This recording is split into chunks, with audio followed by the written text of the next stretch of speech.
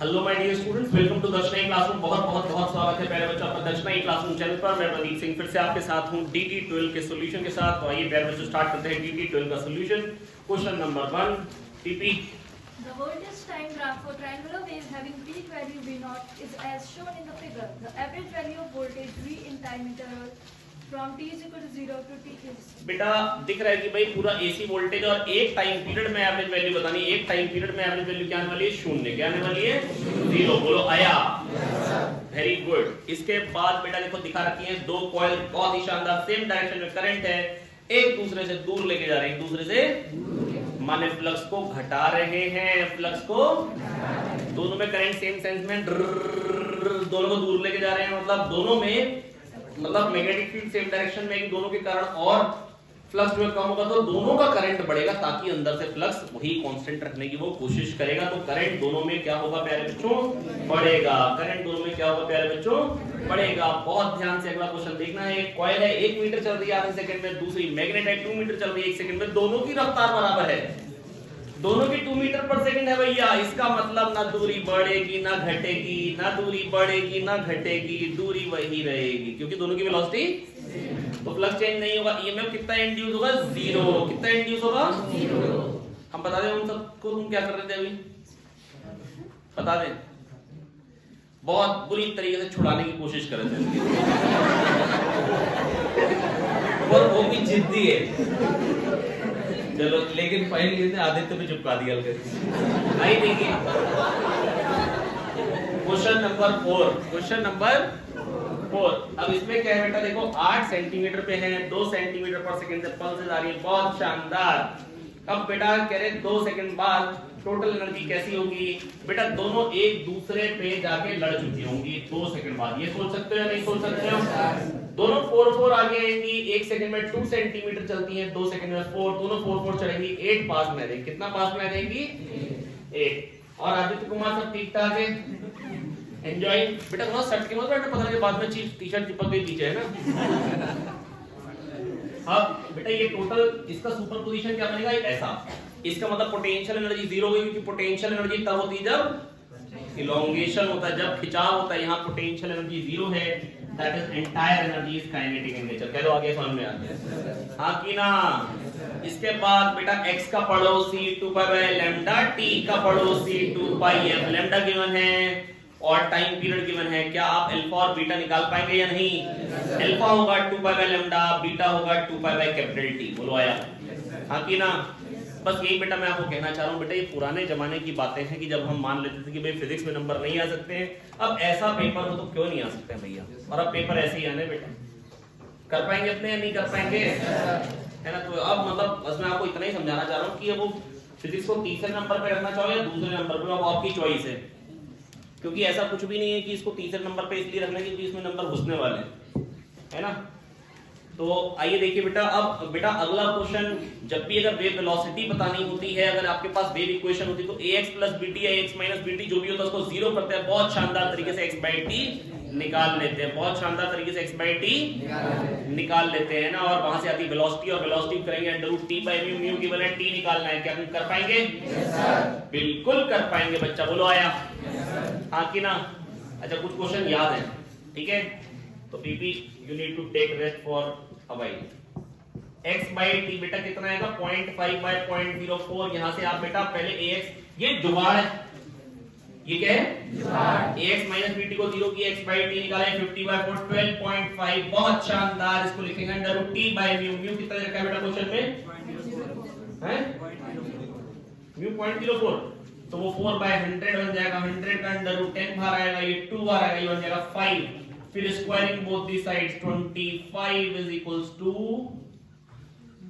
25 into t equal to 12.5 square. क्या तो आ गया? अरे हाँ की ना? और ये क्या बन जाएगा? 12.5 by 2 that is 6.25। बहुत शानदार तरीके से आंसर की तरफ पहुंचते हुए। और अगला question PP question number 7 read किया जाए। बहुत शानदार। When 100 volts DC is applied across a solenoid, a current of 1 ampere flows in it. When 100 volt AC is applied across the same coil, the current drops to 0.5 ampere. If the frequency of the AC source is 50 Hz, the impedance and inductance of the solenoid are. बेटा जब 100 volt DC लगाते हैं तो बेटा steady state में inductor कैसे behave करता है, जीरो रेजिस्टेंस की तरह कैसे बिहेव करता है। तो खाली जो मतलब एक ही रेजिस्टेंस है जो है आर, इंडक्टर बेटा तभी रेजिस्ट करता है जब ऑसिलेटिंग करंट होता है, जब यहाँ पर प्यारे बच्चों ऑसिलेटिंग करंट नहीं है शिवानी ठाकुर, तो बेटा यहाँ पर हमको 100/R से करंट निकालना होगा और करंट निकल के आएगा 100/R। R कितना दे रखा है प्यारे बच्चों, R दे रखा है, R नहीं दिया पर करंट बना रहे तो R हो गया बेटा 100, तो आ गया 100/R = 1। यहाँ से आप निकाल पाओगे R, बहुत मुश्किल है, इसको इधर ले जाना, इसको इधर से काटना पड़ेगा, है ना। तो यहाँ से R निकल के आ रहा है 100, R निकल के आ रहा है। अच्छा रेजिस्टेंस 100 आ रहा है, ठीक है रेजिस्टेंस 100 आ रहा है, पूछा क्या हमसे। अच्छा एसी लगाया है तो ½ एम्पियर आ रहा है, छी 100 वोल्ट एसी लगाया है तो बेटा वोल्टेज अगर 100 है, V/Z होता है करंट और वो आ रहा है ½, तो Z कितना हो गया 200। ऐसे कितने ऑप्शन है, कितने ऑप्शन है, दो है। अच्छा एक L भी पूछा है ना, फिर तो L कैसे निकालेंगे बताओ जरा बेटा। Z होता है √R² plus omega square L square, omega क्या होता है 2πm, ओमेगा कितना दे रखा है 100π, कितना दे रखा है L का स्क्वायर। कर पाओगे अब आगे, कितने लोग यहाँ से L निकाल पाएंगे, आप लोग नहीं निकाल पाओगे, नहीं निकाल पाओगे पूछा है, कितने लोग नहीं निकाल पाएंगे। बेटा देखो कैसे करना है बेटा, इसकी स्क्वायरिंग करेंगे 400 माइनस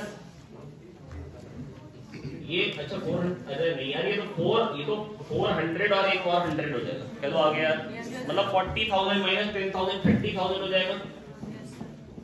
और ये 100π² 100 का स्क्वायर को 4 जीरो ऐड कर देंगे और π² अप्रोक्सीमेटली 10 होता है L, तो L आ जाएगा लगभग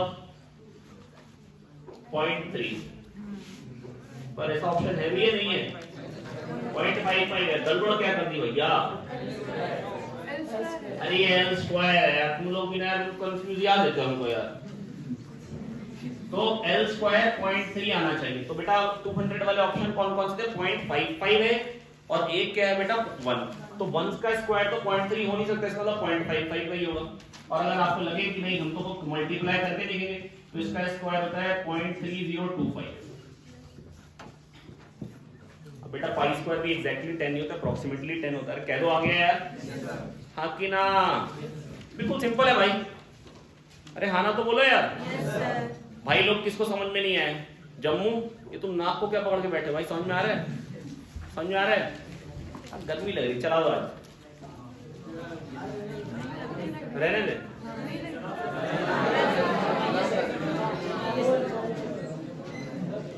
हेलो हेलो, अच्छा बात सुनो यार, अनामिका ठाकुर स्टैंड अप। बेटा तुम बिल्कुल खत्म लड़की हो यार, पहले V/R करंट आएगा क्योंकि इंडक्टर तो कोई अपोज करेगा नहीं ना यार स्टेडी स्टेट में यार, हाँ ना बोलो, नहीं आया समझ में। और जब वो कर दिया तो V/Z आएगा करंट जब AC लगा दिया तो, और Z क्या होता है √R² प्लस XL²। नहीं आया क्या, कर पाओगे समझ, कर पाओगे ऐसे सोच पाओगे। जब L² 1/3 L² 0.3 आ गए तो L 1 तो नहीं लिखोगे आप नहीं। इसके बाद कह रहे power dissipated in an LCR series circuit, ठीक क्या होती है बेटा power, Vrms Irms cos phi, लेकिन ये E² की टर्म्स में आते हैं तो Vrms को E कह रहे हैं, Irms cos phi R/Z, ठीक है।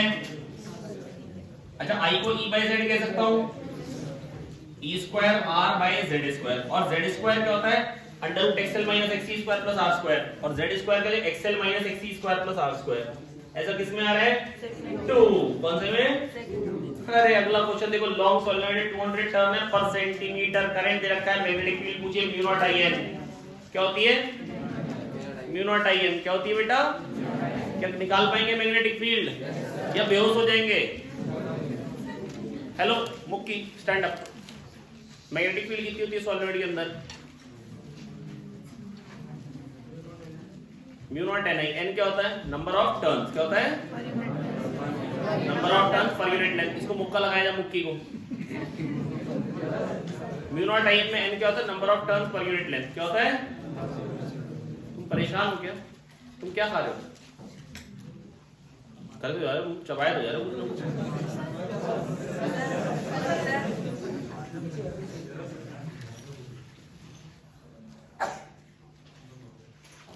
चलो किस क्वेश्चन तक पहुंच गए हम? 10th पे आ रहे हैं।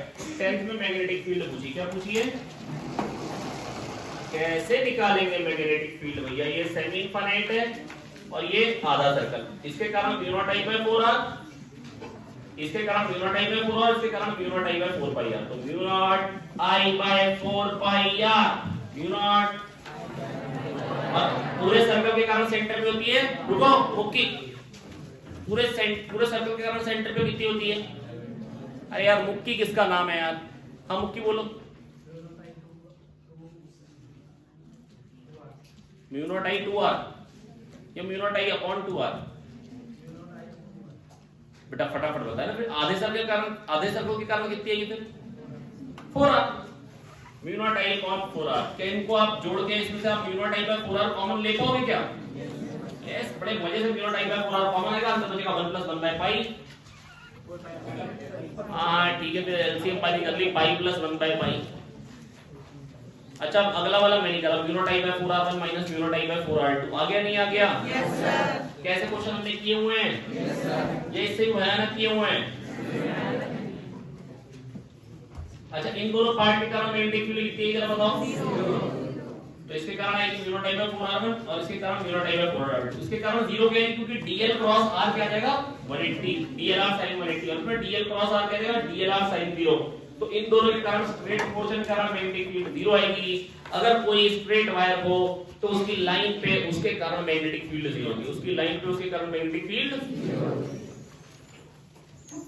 अगला कह रहे हैं एंगुलर मोमेंटम इलेक्ट्रॉन का J है, मैग्नेटिक मोमेंट होता है q/2m * l। क्या होता है? मैंने बताई बात आपको, q/2m * l। बिल्कुल बताइए भैया, तो E/2m * l हो जाएगा मैग्नेटिक मोमेंट। क्या तो आ गया? अच्छा m से भी नोट करता हूं मैं, तो पहले म्यू से करता था, कभी-कभी वो आते वापस आ जाती है। अच्छा इन्होंने एंगुलर मोमेंटम को J कर रखा, तो कोई परेशानी है क्या? इनटू J कर देंगे। क्या कर देंगे? कह रहे हैं एक टर्न के कारण सेंटर पे मैग्नेटिक फील्ड भी है, दो टर्न होंगे तो कितनी होगी? 2b। उसी के दो टर्न बनाए। अच्छा उसी को खोल के दो टर्न कर दिए। ओह आई एम सॉरी। तो बेटा दो टर्न अगर कर दिए उसी को खोल के, मेरे को लगा दो टर्न बना दिए। अच्छा ये याद है ना अपने को, याद है। तो म्यू नॉट मतलब वहां पर क्या हो जाएगा? अगर r भी हाफ हो गया बेटा, अगर कह रहे हैं इसी कॉइल के दो टर्न बना दिए तो रेडियस हाफ हो गया, फिर क्या हो जाएगा? रेडियस। फिर तो बेटा mu naught I bye 2r, ये सोच पाओगे ना यार? Yes sir. तो बेटा अगर r हाफ हो गया तो डबल वैसे ही हुई, लेकिन दो टर्न होगा तो क्या हो जाएगी? 4 टाइम्स। क्या हो जाएगी? 4 टाइम्स। क्या तो आया? और आशीष यही होती है अमीर लोगों की निशानी, ये लोग जेब में रख लेते हैं और गरीब लोग फेंक देते हैं या चिपका देते हैं। चलिए ये देखिए। हाँ अब देखो बेटा मेरी बात सुनो बहुत ध्यान से। कौन से क्वेश्चन पे आ गए हैं? 14। अब बेटा देखो vertical component of earth magnetic field दे रखी है और विंग्स के बीच का वो डिस्टेंस दे रखा 50 मीटर, रफ्तार दे रखी 720 किलोमीटर पर आवर। अब यहाँ पे बड़ी घबराहट कि कैसे कन्वर्ट करें किलोमीटर पर आवर को मीटर पर सेकंड। 5/18 से कितना आएगा? 200। तो बीएलबी कर पाओगे नहीं कर पाओगे? कितने लोग बीएलबी करके ईएमएफ नहीं निकाल पाएंगे? अच्छा ईएमएफ याद है बीएलबी? Yes sir. पढ़ा है मैंने बीएलबी? Yes sir. सच्ची? Yes sir. अच्छा बीएलबी, अरे कह दो आगे यार। नॉर्थ पोल को अंदर लेके जा रहे, कह रहे मैग्नेट की साइड से करंट कैसा दिखाई देगा? हेलो टीटी बेटा नॉर्थ पोल ले जा रहे, कैसे ले जा रहे बताओ? पहले तो कैसे लेके जा रहे हैं? तुम तो रीडिंग कर रहे हैं, तुमको रीडिंग नहीं करनी है, कैसे जाएगा? और फिर क्या होगा? अंदर जाएगा प्लस पड़ेगा, उसको अपोज करने के लिए ऐसे आएगा। और ये कौन सा हो गया डायरेक्शन? एंटी क्लॉकवाइज, क्लॉकवाइज चलती। चलो आगे। नहीं आया? राहुल खड़े जाओ। पेपर ठीक करके आया बेटा? कितने नंबर आए फिजिक्स में? 125 अबव। टोटल कितने हैं? 124 आएंगे आपके फिजिक्स में। और टोटल कितने आएंगे?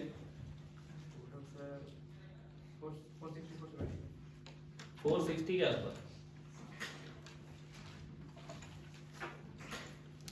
मजेदार बात तो नहीं, कोई बात नहीं। अब देखो इसमें कह रहे मैग्नेटिक मोमेंट ज्यादा कब होगा। बेटा मैग्नेटिक मोमेंट कब ज्यादा होगा, जब डाइपोल, बेटा दो वेक्टर्स है ना, दो वेक्टर्स हैं, क्या है बेटा, दो वेक्टर है। प्लीज मेरी बात सुनो बहुत ध्यान से।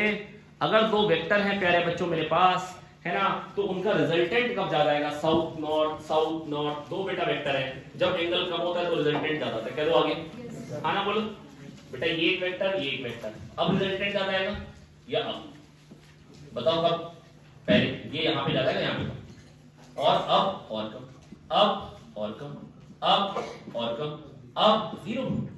तो बेटा मैक्सिमम कब आएगा, एंगल मिनिमम होगा। तो मिनिमम किस में हो रहा है बेटा, एंगल सी में, किस में हो रहा है। अगले वाले में करंट जा रहा है एक सोलेनॉइड में, उसमें पूछा गया है कि कितनी वोल्टेज डेवलप होगी, L D by D T,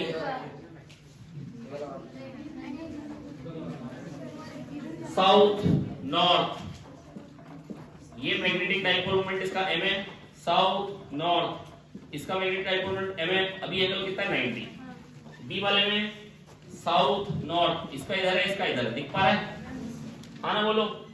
सी वाले में 30 डिग्री एंगल पे साउथ नॉर्थ दिख रहा है, सी वाले में 30 डिग्री एंगल पे दिख गया, एक ऐसे और एक ऐसे, पता लग गया नहीं लगा।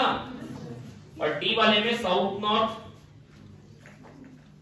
और 60 डिग्री पे साउथ नॉर्थ, तो एंगल कम कब है, 30 डिग्री।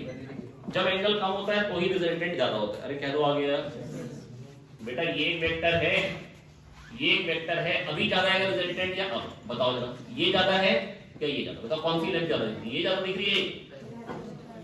ये तो आंख बंद करके भी दिख जाएगी भाई 30 डिग्री पे रिजल्टेंट ज्यादा आएगा। अरे कह दो आया, और अचल पुत्र बेटा सब ठीक ठाक है। अब बेटा 17 क्वेश्चन, बेटा ईएमएफ कितना है, वोल्टेज कितनी डेवलप होगी, L D by D T. अगर स्ट्रेट लाइन होगी तो कांस्टेंट स्लोप, तो डी बाई डी टी क्या है, कांस्टेंट क्या आएगा। तो एक बार मतलब पॉजिटिव में कांस्टेंट और एक बार नेगेटिव में कांस्टेंट, क्या तो आ गया।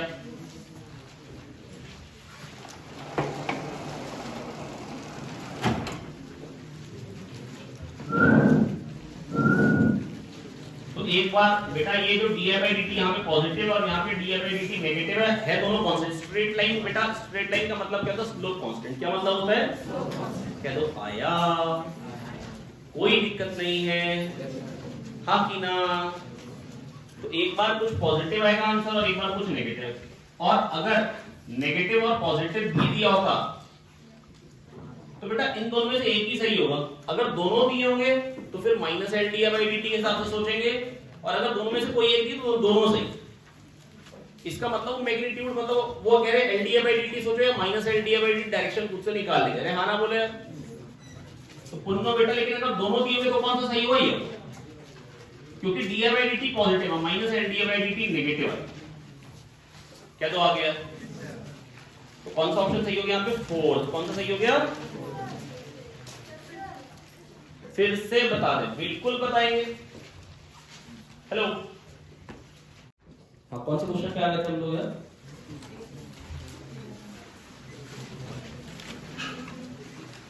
सेवनटीन वाला हो गया था L D by D T. D by D T क्या होगी, slope of IT graph. D by D T अगर स्लोप, अगर स्ट्रेट लाइन मतलब कांस्टेंट स्लोप, हर बार वही इंक्रीज आ रहा है, हर बार, और फिर जब डिक्रीज का तो हर बार वही डिक्रीज आ रहा है।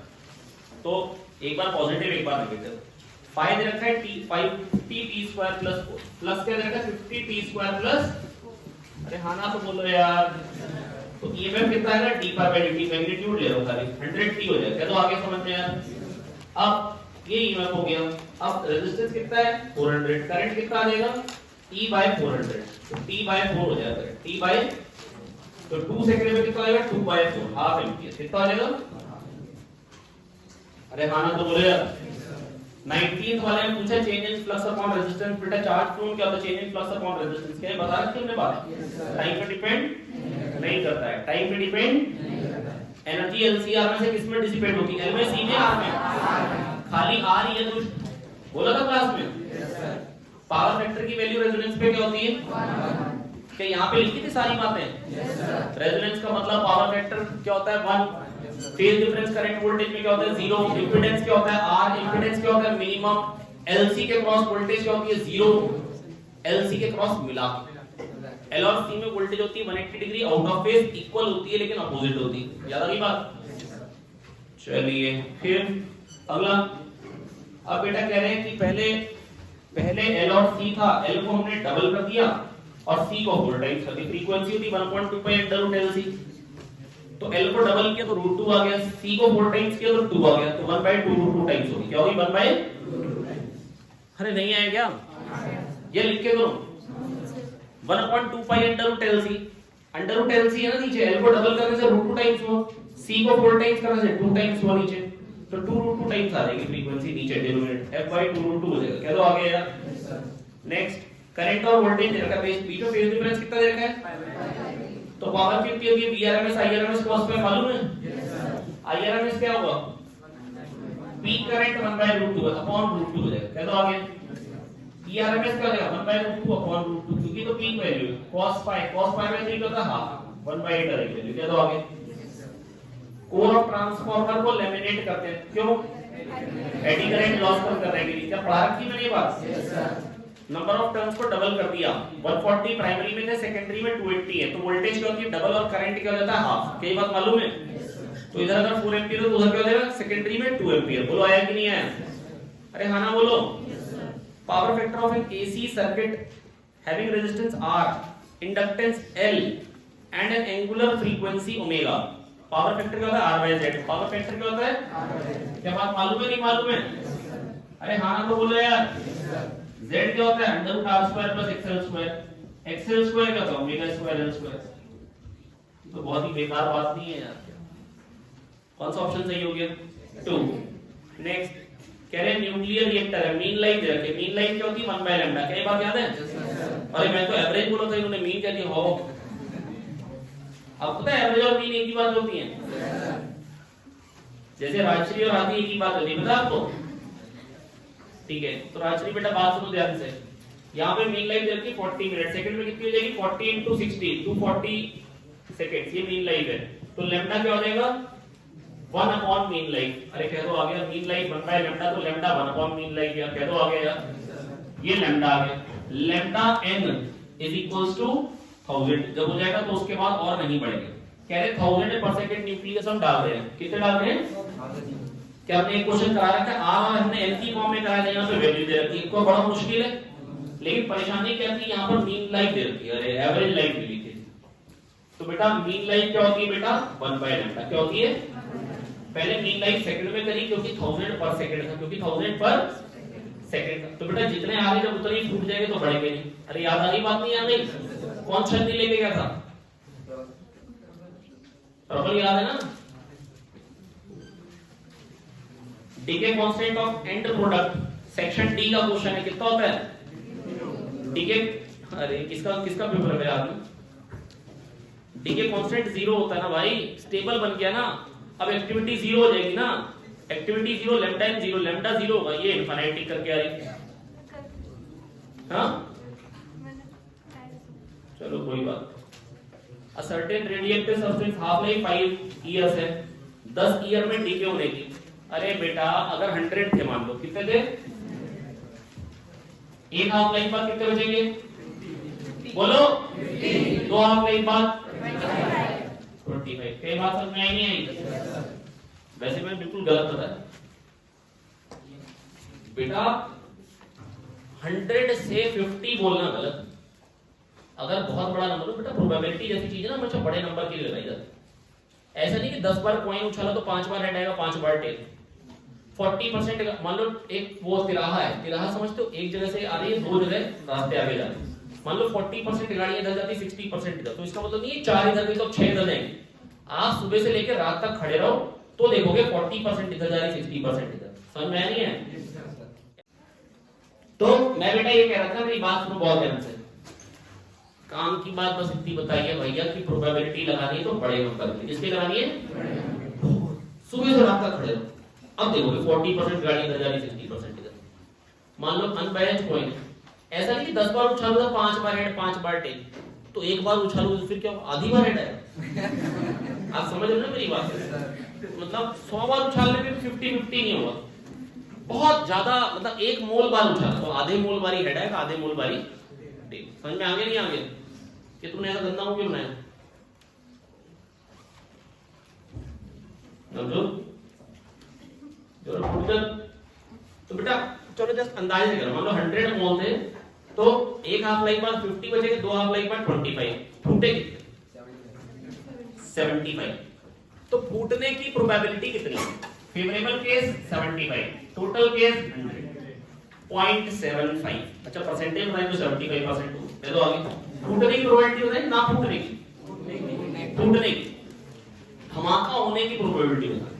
तो बेटा क्या है कि बेटा यहाँ पे 75% फूट जाएंगे 100 में। अरे कह दो आ गया। अच्छा 3 हाफ लाइफ में क्या हो जाएगी? आधे के आधे 12.5% बचेगा। फूटने की प्रोबेबिलिटी है 87.5%, ना फूटने की प्रोबेबिलिटी 12.5%। कह दो आ गया। अरे भाई 1:2 में वो 1:2 में नंबर ऑफ न्यूक्लियाई है ना, तो disintegration constant are in the ratio 1:2। अच्छा डिसइंटीग्रेशन कांस्टेंट 1:2 में एक से अल्फा आता है, एक से बीटा आता है। तो अल्फा तो बीटा, एक क्या निकालता है अल्फा और एक क्या निकालता है, कह रहे अल्फा बीटा बराबर बराबर मिलने चाहिए, प्रोबेबिलिटी अल्फा बीटा मिलने की बराबर होनी चाहिए। तो अगर लैम्डा 1:2 में तो n किस रेशियो में, तो ताकि एक्टिविटी बराबर बराबर हो 2:1। अरे लैम्डा n बराबर चाहिए, अगर लैम्डा 1 का डबल होता तो उसका n हाफ कर दो ना यार, लैम्डा n बराबर होना चाहिए। तो अगर लैम्डा 1:2 के रेशियो में तो n किस रेशियो होना चाहिए 2:1। क्या तो आया, कह रहे टी टाइम बाद 90% अनडिकेड है, मतलब 0.9 टाइम्स बचे ना, तो 2t टाइम बाद कितने बचेंगे 0.9 का स्क्वायर टाइम्स 81% बचेंगे, तो 19% डिके हो जाएंगे। कह दो आगे। कैसी बातें करी प्रतीक सर ने क्लास में आपके साथ? बिल्कुल करी है भैया। अरे अल्फा बीटा की तरीके ऐसी बातें सिखाई है मैंने। 92 यूरेनियम 238। अच्छा हमने तो 82 पीवी 200 सेम वाला ही करा था, अलग कराया था?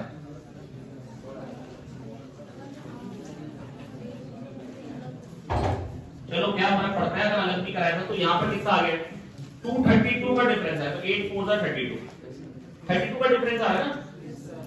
अब यहाँ पे कितना हो गया 92, ये कितना हो गया 82 16 98 हो गया, 92 कर रहे 6 माइनस। तो 8 अल्फा पार्टिकल से पता लग गया था 8 अल्फा पार्टिकल है, तो एक ही ऑप्शन में 8 अल्फा पार्टिकल खत्म।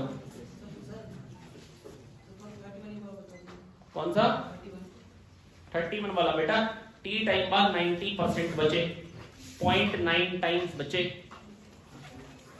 टी टाइम बाद n0 से 0.9 n0 हो गए। अगले टी टाइम बाद कितने हो जाएंगे? हर टी टाइम में 0.9 टाइम्स, तो 0.81 n0 हो जाएंगे। ये बात समझ में आ गई? तो 81% बचेंगे, तो फूटेंगे कितने 19%। कितने? Your good boy. Next 2x fuse करके y बन जाएगा। क्लास में क्वेश्चन है मालूम है आपको? धर करिए। अगला सरफेस एरिया a की पावर 2/3 पे डिपेंडेंट होता है, क्योंकि r होता है r0 a की पावर 1/3, एरिया होता है 4/r² a की पावर 2/3। अरे कह दो आया।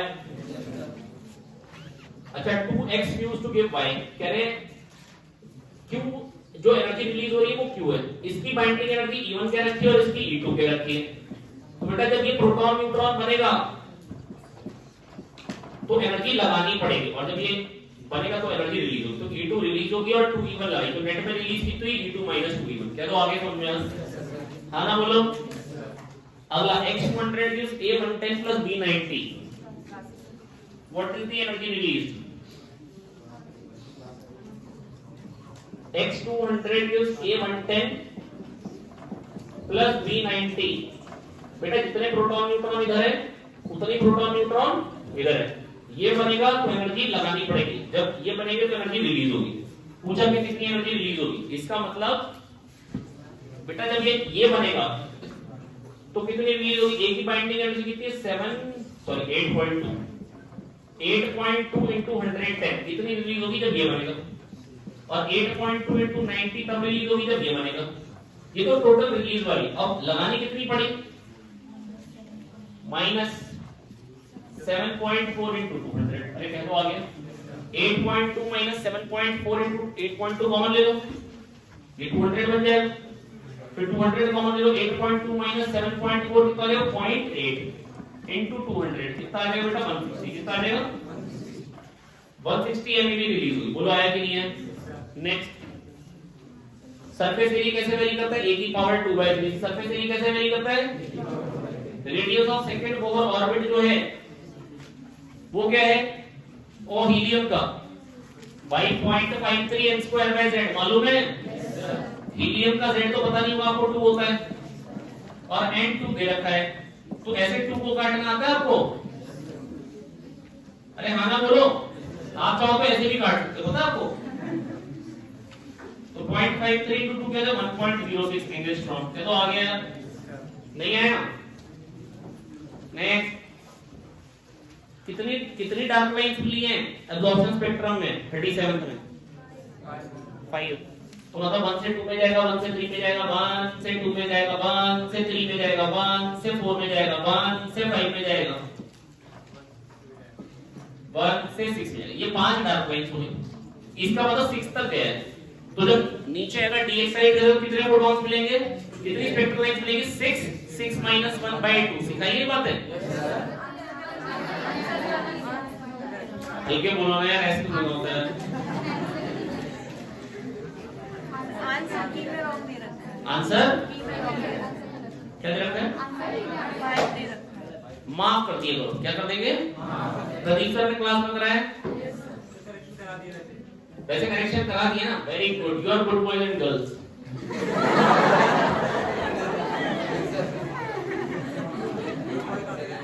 अच्छा, अब कह रहे हैं फर्स्ट ऑर्बिट का अगर a0 है तो nth ऑर्बिट का a0 n स्क्वायर।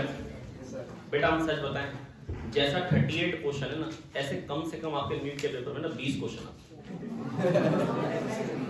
मतलब 20 क्वेश्चन ऐसे लेवल के आते हैं। ऐसा कोई है जिसके इस बार फिजिक्स में 100 नंबर आए पेपर में? एक्चुअल लीड फिजिक्स में 100 कोई नहीं लेके आया। अच्छा, आपको याद है कि ऐसे 100 ऐसे आते हैं ना 20 क्वेश्चन बेटा? मतलब ऐसे टुच्चे क्वेश्चन मिलते हैं ना आपको पेपर में कि आप बड़े, लेकिन आपके मन में पता है क्या होना चाहिए? वहां पर आया था बर्नौलीज थ्योरम, चारों में से कौन सी बर्नौलीज थ्योरम की स्टेटमेंट है, मतलब सॉरी फॉर्मूला है, मतलब ये तक पूछ रहे थे। p plus rho g plus half rho v square constant. तो बेटा अपने को ना बड़े आराम से करना आता होता है। मतलब कहते हैं वेलोसिटी हेड, ये बताओ वेलोसिटी क्या होगी? भाई इससे बेकार क्वेश्चन क्या होंगे यार? चलिए आइए अगला, लैम्डा जे के डायरेक्टली प्रोपोर्शनल होगा, इनवर्सली प्रोपोर्शनल होगा, ये पूछा है। अलग तरीके से करो, वैसे करो जैसे क्लास में कराया था। आ जाएगा तो lambda equal to h by mv। v क्या होता है? 2.18 into 10 की power z by n metre पर सेकंड। तो n ऊपर आ गया, तो लैम्डा प्रोपोर्शनल टू n है। और एंगुलर मोमेंटम जो है वो तो nh by 2 pi तो प्रोपोर्शनल टू n होता है, that is lambda proportional to j है। पहले मैंने 2 pi r equal to n lambda से लैम्डा की बात करी थी, आज lambda equal to h by mv से करिए। हो सबको अलग अलग तरीके से बात कर रहे हैं, lambda equal to h by mv लिख दिया। नेक्स्ट, लैम्डा 2 लैम्डा 1/2 है, लैम्डा को हाफ कर दिया तो काइनेटिक एनर्जी डबल से ज्यादा हो जाएगी, क्योंकि लैम्डा को हाफ कर दिया hc by lambda, energy of photon को क्या कर दिया? डबल। याद आ रही बात है? ये ऐसे पेन से बता देते प्रदीप सर, ये डबल हो गई एनर्जी, कटौती इतनी। पहले मैक्सिमम काइनेटिक एनर्जी ये आई, याद आई बात? e माइनस 5 ये मैक्सिमम काइनेटिक एनर्जी बताई थी बात। 2e माइनस 5, अब क्या रहे? ये प्लस ये डबल से ज्यादा। क्या तो आगे? और ये क्वेश्चन कितनी बार आया पेपर में? एक बार लैम्डा करके पूछा है और एक बार किसी और टर्म से पूछा है। एक बार क्या है? फ्रीक्वेंसी डबल हो गई। अरे भाई लैम्डा हाफ हो गया तो फ्रीक्वेंसी डबल, बात तो एक ही है। तो kinetic energy more than double हो जाएगी या stopping potential more than double हो जाएगा? अच्छा, वहां पे स्टॉपिंग पोटेंशियल का। ओ अगला कह रहे हैं प्रोटॉन और इलेक्ट्रॉन को सेम पोटेंशियल डिफरेंस से एक्सेलरेट किया, लैम्डा पी एंड लैम्डा ई आ गई डी ब्रोगली वेवलेंथ। तो लैम्डा पी लैम्डा ई में क्या फर्क होगा? कौन बड़ा होगा कौन छोटा होगा? बेटा अगर सेम पोटेंशियल डिफरेंस से एक्सेलरेट किया, क्यू डेल्टा भी होता है वर्क डन, दोनों पे चार्ज बराबर है, सेम पोटेंशियल डिफरेंस से एक्सेलरेट किया है, सेम पोटेंशियल डिफरेंस से, सेम पोटेंशियल डिफरेंस से, तो इसका मतलब दोनों को काइनेटिक एनर्जी क्या मिलेगी? बराबर। क्या मिलेगी? अच्छा, अब इतना याद है मोमेंटम होता है √2m के, क्या प्रूव करूं फिर से? तो काइनेटिक एनर्जी दोनों की बराबर है, ये समझ में आ गया? अब लैम्डा होता है h by mv, मालूम है? अब बेटा अगर mv √2m के है,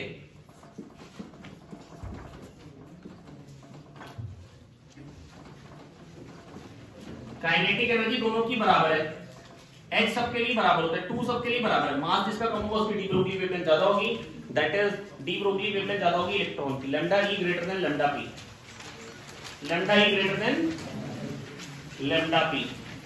42 जैसे जैसे अब हम जो पॉइंट सोर्स ऑफ लाइट है उसको दूर लेके जाएंगे तो फोटो करंट कैसा होना चाहिए, एबीसीडी में से क्या किया हुआ क्वेश्चन है, हाँ ना बोलो, अरे किया हुआ है नहीं किया हुआ है,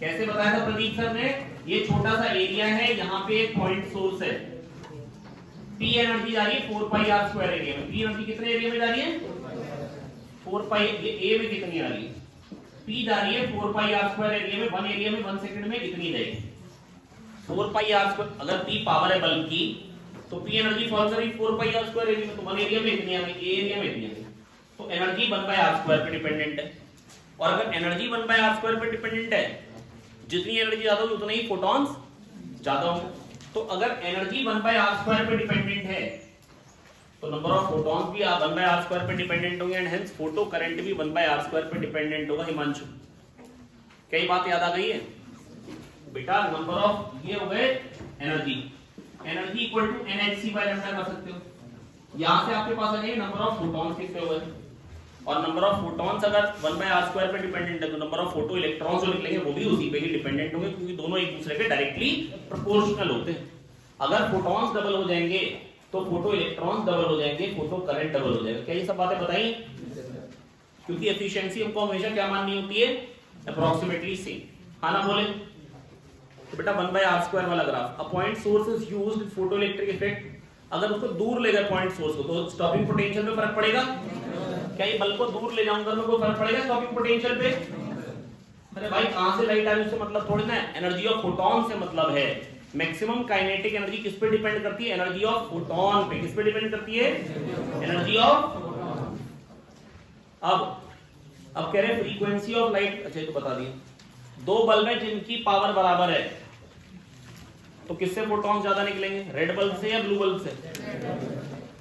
अरे भाई मास ऑफ नयंस is equals to mass of Kamlesh, तो बेटा कौन ज्यादा होंगे, कमलेश, समझ लो ना, 5 कमलेश इज इक्वल टू 1 नयन, समझ पा रहे नहीं पाता, कमलेश ये, नयन ये, अरे हाँ ना बोलो यार बेटा, एक रेड फोटॉन की जो वेव, बेटा रेड की वेवलेंथ ज्यादा होती है तो इसकी एनर्जी एक फोटॉन की कम आएगी, ब्लू की वेवलेंथ कम होती है तो ये वैल्यू ज्यादा है एनर्जी की, तो अगर दोनों के इसके एनआर फोटॉन्स आ रहे हैं, उसके एनर्जी बराबर आ रही है, तो इसकी एनर्जी टोटल में कम है तो फोटॉन्स ज्यादा चाहिए होंगे बराबर एनर्जी के लिए, तो आगे हाँ ना बोलो। पेपर आसान है, बस बेटा आपको चाहिए यही होगा कि बहुत ध्यान से अगर आप रिवाइज करके पेपर देंगे तो नंबर 100% आएंगे और बढ़िया नंबर आ सकते हैं, लेकिन अब डिपेंड यही करता है आप कितनी बार रिवाइज करके पेपर, ठीक है। चलिए कोशिश करिए अगले पेपर में नंबर बढ़िया लेके आइए। आज के लिए इतना ही, मिलते हैं आपके साथ अगले पेपर के साथ DT 13 के साथ, तब तक बढ़िया पढ़ते रहे, मेहनत करते रहे, आगे बढ़ते रहे, keep working hard, all the best.